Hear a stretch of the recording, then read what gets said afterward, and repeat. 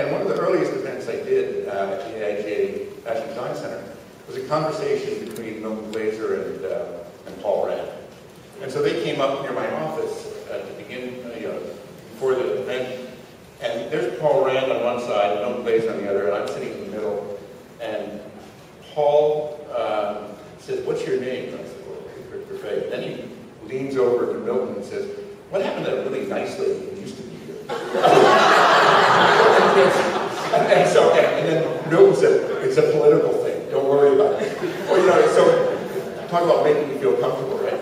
So the only voice of friendship that I found was Sean Adams. Now, I had heard about Sean because I knew at that time there were 8,000 members, and I heard that he was actually involved in fundraising, which I knew 7,999 designers did not want to be involved. And so he was running a national campaign, and his name would come up in the office, but I hadn't met him, and I hadn't actually talked to him. And then one day I get a phone call, and in that phone call, finding somebody who was warm, engaging, funny, thoughtful, and believed in design was such a transformation for me, and made such a difference in terms of getting through this culture that seemed so alien to me. So from the start of my career serving at AIGA, Sean has been a beacon, a light, and a great friend. And the other thing is that since that day, and I know that you say the other day that he became an AIG member in 1982, certainly since '95, he's been active every week, if not every day, since '95 in some capacity or another. And so in a sense, he's a real model for what it means for somebody who really believes in the profession, not just for himself, but for everyone else, and has done everything he could to advance the profession for all of us. And so, in order to recognize that, the AIGA Board of Directors had expressed its gratitude for the entire profession to Sean Adams for more than 2 decades of engagement, inspiration, coaching, teaching, protecting, defending, fundraising, and leadership. The entire design profession, culminating but not ending with service as National President of AIGA 2007 to 2009.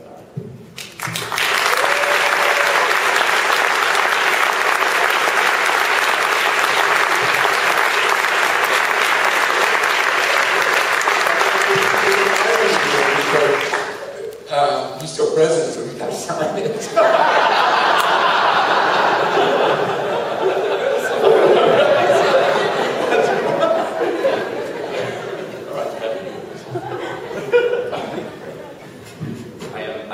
I'm sitting with time, somewhat by this, and which bothers me because I try being an uptight wasp as much as I possibly can. I don't know why there's a whoopee cushion up here, but I feel for the entire time.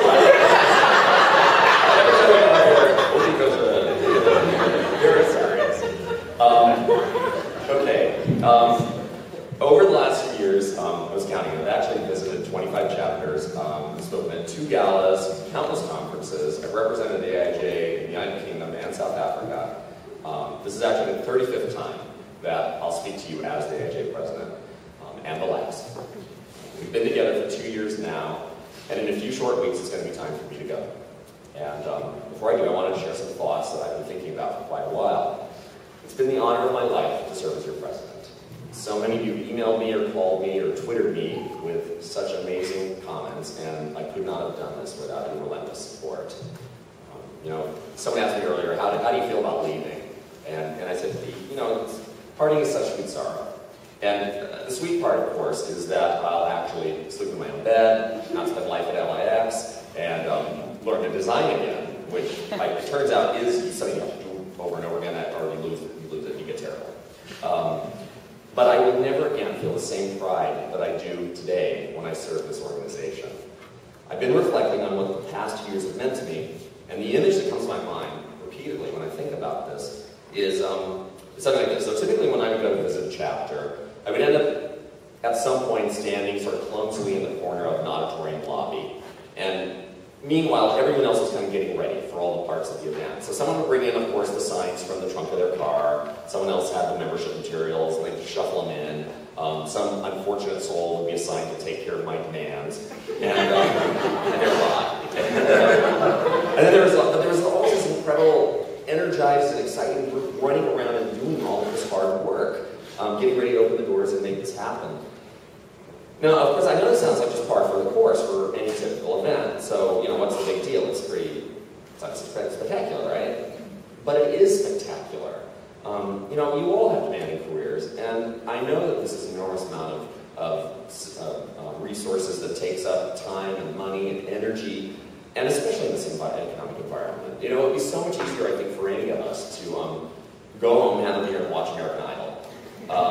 And frankly, most people do. Like 90% of the profession does do that. Maybe not American Idol, but they watch something. And that's what's so exemplary about all of you. It doesn't even cross your mind to let other people do the work. It's a part of your core nature to give back, to take on responsibility. In reality, and this is not overstatement in any way whatsoever, people like you build civilizations. For me, watching you guys is endlessly humbling. It's a remarkable experience for me. So, the past few days I've been thinking about this, and I mentioned this to Rick, a quote that my grandmother's cousin, William C. Bullock, made at one point. He was serving as the ambassador to France during the beginning of World War II.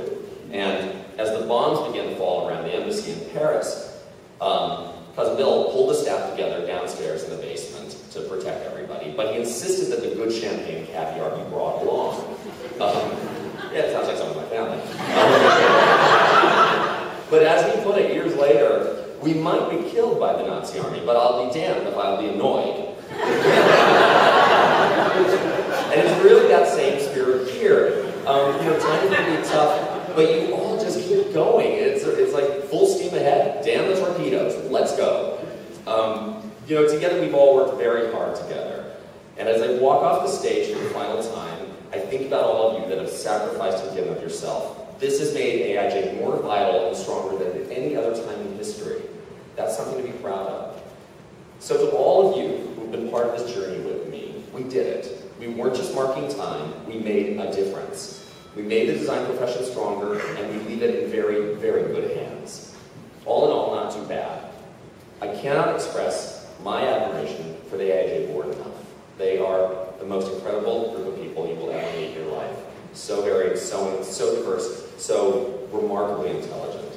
And I have the deepest gratitude to the AIJ staff, who have always been there, and constantly upbeat, willing to work, and energized. And of course, I was championed and guided and inspired on an hourly basis by both Rick and Denise. I thank you so much from the bottom of my heart.